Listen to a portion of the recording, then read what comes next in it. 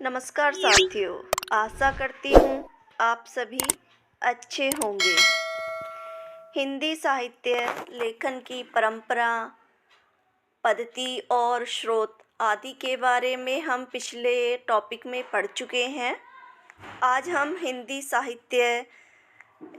साहित्य के इतिहास में काल विभाजन और उसके नामकरण के बारे में चर्चा करेंगे।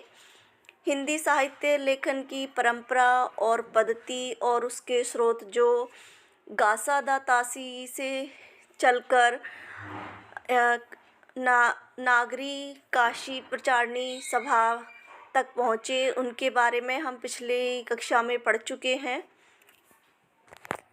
और इन स्रोतों और ग्रंथों के आधार पर हिंदी साहित्य में जो नामकरण और उसका काल विभाजन किया गया है वह विभिन्न विद्वानों के द्वारा अलग अलग किया गया है। उसी के बारे में आज हम पढ़ेंगे।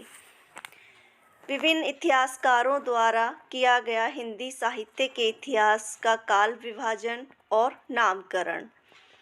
हिंदी साहित्य में काल विभाजन और नामकरण में जो सबसे पहले नाम आता है वह जॉर्ज ग्रेशन का आता है। इनसे पहले शिव सिंह सैगर ने भी अपने ग्रंथ शिव सिंह सरोज में 1000 कवियों का जो विवरण दिया था, उसमें काल विभाजन की प्रवृत्ति तो परिलक्षित होती है, लेकिन उसका कोई वैज्ञानिक आधार नहीं है। तो इसलिए हम शिव सिंह सैगर के जो काल विभाजन की प्रवृत्ति है उसको हम काल विभाजन नहीं कह सकते। तो इस वजह से जो डॉक्टर ग्रियर्सन ने हिंदी साहित्य में काल विभाजन का पहला प्रयास उन्होंने ही किया था।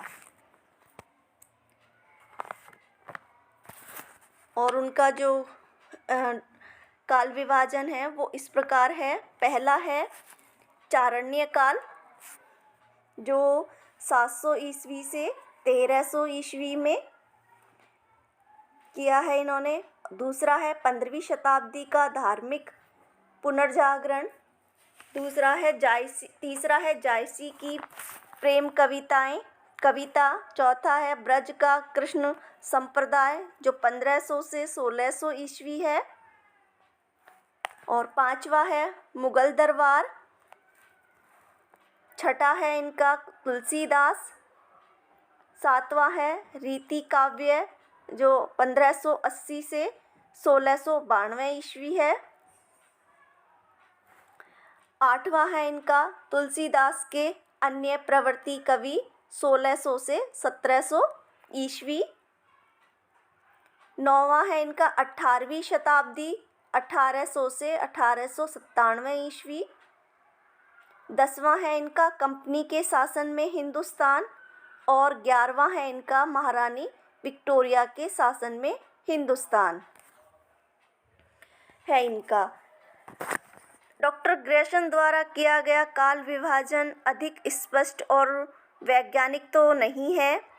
उनके द्वारा दिया गया जो नाम युग विशेष के प्रतीक न होकर एक अध्याय के शीर्षक से लगते हैं।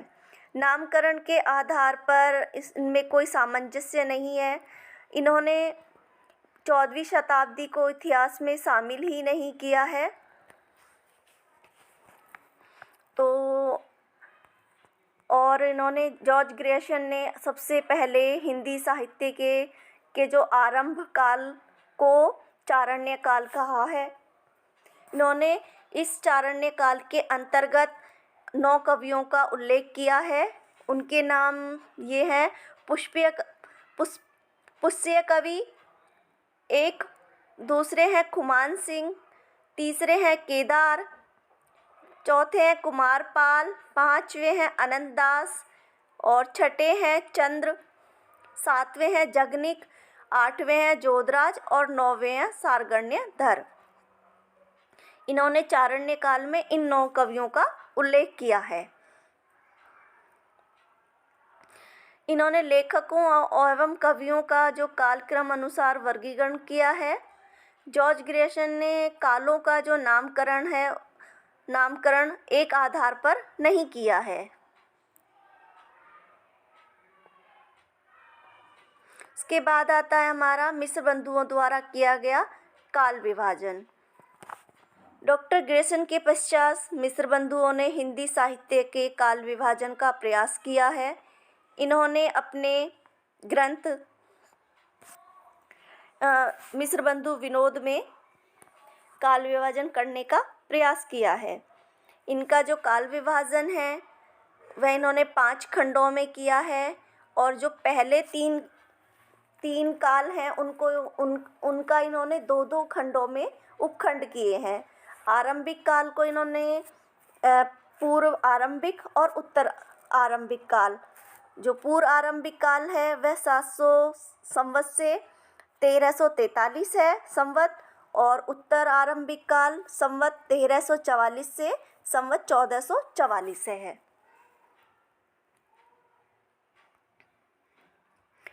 दूसरा है इनका माध्यमिक काल। यह भी 2 खंडों में है इनका, पूर्व माध्यमिक काल और प्रौढ़ माध्यमिक काल।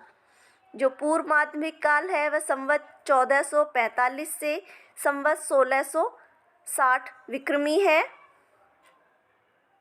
और दूसरा है प्रौढ़ माध्यमिक काल। यह संवत 1561 से संवत 1680 विक्रमी है। तीसरा है इनका अलंकृत काल। इसको भी इन्होंने 2 खंडों में विभाजित किया है, पूर्व अलंकृत काल और उत्तर अलंकृत काल। पूर्व अलंकृत काल है संवत 1681 से संवत 1790। दूसरा है उत्तर अलंकृत काल, संवत 1751 से संवत 1889। चौथा है परिवर्तन काल। यह 1890 से 1925 विक्रमी। पांचवा है इनका वर्तमान काल। यह संवत 1925 से अब तक।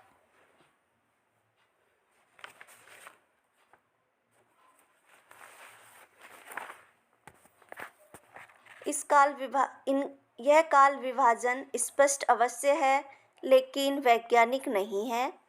इनके काल विभाजन में समय की अवधि दोषपूर्ण है।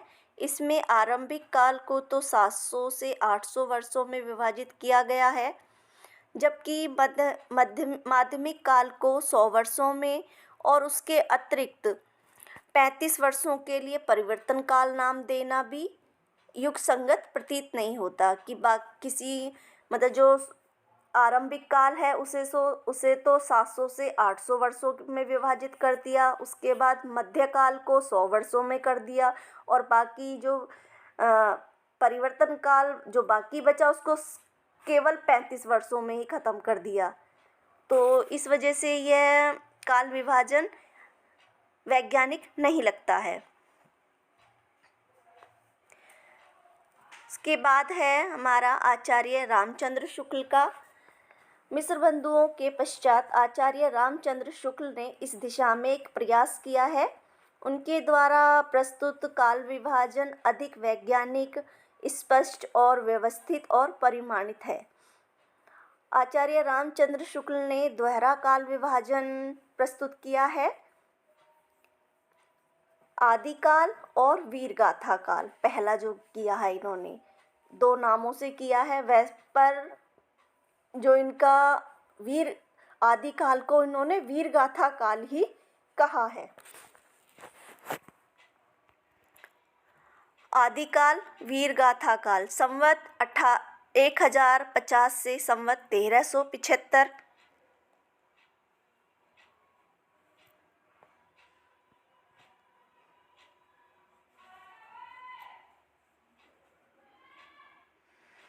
दूसरा है इनका पूर्व मध्य काल भक्ति काल संवत 1375 से संवत 1700। तीसरा है इनका उत्तर मध्यकाल रीति काल संवत 1700 से संवत 1900। चौथा है इनका आधुनिक काल या गद्य काल संवत 1900 से अब तक। आचार्य रामचंद्र शुक्ल ने प्रथम काल का नामकरण प्रवृत्ति विशेष के आधार पर किया है, क्योंकि इस काल में वीर गाथाएं लिखी गई हैं। भक्ति काल में प्रवृत्तियों की अधिकता है, इसलिए पहले उसे निर्गुण और सगुण दो धाराओं में विभाजित किया गया। फिर बाद में निर्गुण धारा को भी दो शाखाओं में विभाजित किया गया। निर्गुण शाखा में जो दो हैं वो हैं ज्ञानश्री शाखा और प्रेमश्री शाखा। और फिर बाद में इन्होंने जो सगुण काव्य धारा है उसको भी दो शाखाओं उपशाखाओं में विभाजित किया है, रामश्री शाखा और कृष्णश्री शाखा में। रीति काल में एक ही प्रवृत्ति की प्रधानता रही, इसलिए उसे रीति काल या उत्तर मध्य काल की संज्ञा दी है इन्होंने। और आधुनिक काल में गद्य का आविर्भाव सबसे प्रधान साहित्यिक घटना है, इसलिए इस काल का जो नामकरण इन्होंने गद्य काल किया है।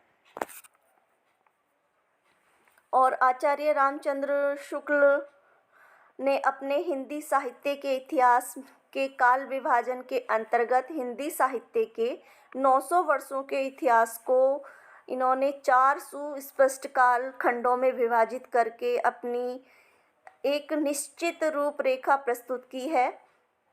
इसमें कोई संदेह नहीं है कि यदि उन्होंने काल विभाजन का आधार न लेकर केवल तथ्य संबंधी निष्कर्षों की ही सूचना दी और जो उनका काल विभाजन किया है वह काफ़ी हद तक मतलब बहुत ठीक है और वह सर्वमान्य भी है। उनके बाद आता है डॉक्टर श्याम सुंदर दास द्वारा प्रस्तुत काल विभाजन। डॉक्टर श्याम सुंदर दास ने लगभग आचार्य रामचंद्र शुक्ल के काल विभाजन को ही स्वीकार किया है। अंतर केवल इतना ही है कि आचार्य रामचंद्र शुक्ल ने वीरगाथा काल को संवत 1050 से संवत 1375 माना है, जबकि डॉक्टर श्याम सुंदर दास ने संवत 1050 से संवत 1400 माना है। बस इन्होंने संवत 1375 की बजाय 1400 मान लिया है, बस इतना ही परिवर्तन किया है इन्होंने, बाकी सब आचार्य रामचंद्र शुक्ल जैसा ही है।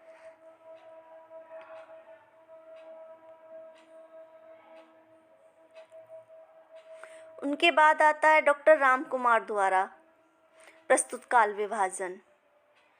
डॉक्टर राम कुमार वर्मा ने अपने इतिहास ग्रंथ हिंदी साहित्य का आलोचनात्मक इतिहास 1938 में हिंदी साहित्य को 5 कालों में विभाजित किया है इन्होंने।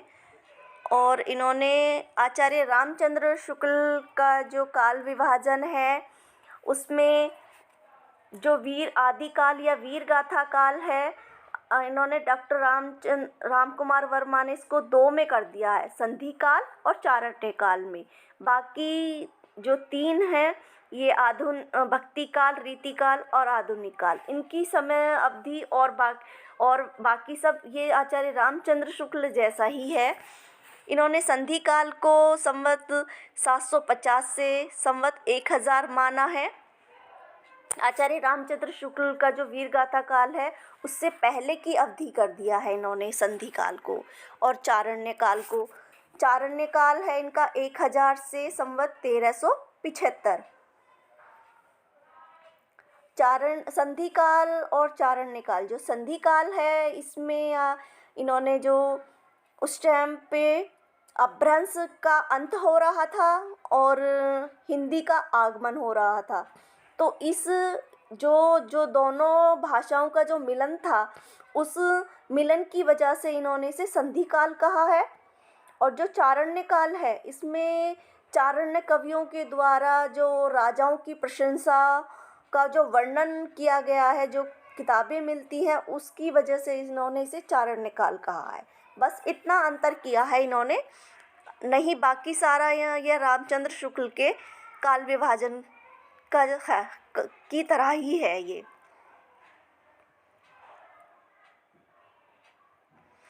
तीसरा है इनका भक्ति काल, संवत 1375 से संवत 1700। चौथा है रीति काल, संवत 1700 से 1900। पांचवा है इनका आधुनिक काल, संवत 1900 से अब तक। डॉक्टर राम कुमार वर्मा ने आदि काल को संधि काल तथा चारण्य काल 2 भागों में विभाजित किया था। हिंदी साहित्य का आरंभ इन्होंने संवत 1050 से न मानकर 750 माना है।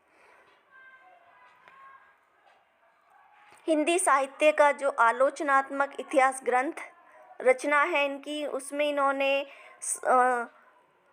693 ईस्वी से 1693 ईस्वी तक की काल अवधि का ही वर्णन किया है, मतलब भक्ति काल का ही। इन्होंने आदि काल एवं भक्ति काल का ही उल्लेख किया है इस ग्रंथ में अपने में।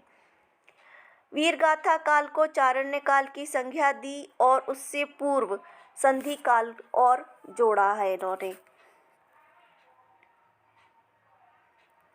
इस समय तक अपभ्रंश और हिंदी का भेद स्पष्ट हो चुका था। जैसे कि मैंने आपको पहले बताया कि अपभ्रंश समाप्त हो रही थी और हिंदी की शुरुआत हो रही थी। तो डॉक्टर राम कुमार वर्मा ने भी इन दोनों को अलग अलग माना है, अपभ्रंश को और हिंदी को।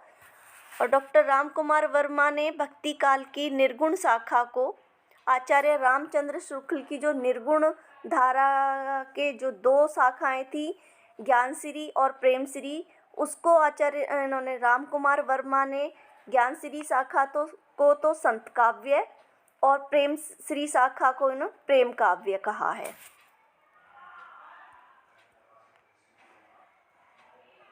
इन्होंने शंभू को, जो कि अपभ्रंश के पहले कवि थे, हिंदी का पहला कवि माना है राम कुमार वर्मा ने। राम कुमार वर्मा ने हिंदी का जो आरंभ है वह 693 ईस्वी से स्वीकार किया है। यह नोट्स अगर आपको लगता हो कि आपके लिए उपयोगी हैं तो प्लीज़ मेरे चैनल को सब्सक्राइब करें, लाइक करें और कमेंट कर ज़रूर बताएं कि ये नोट्स आपको कैसे लगते हैं।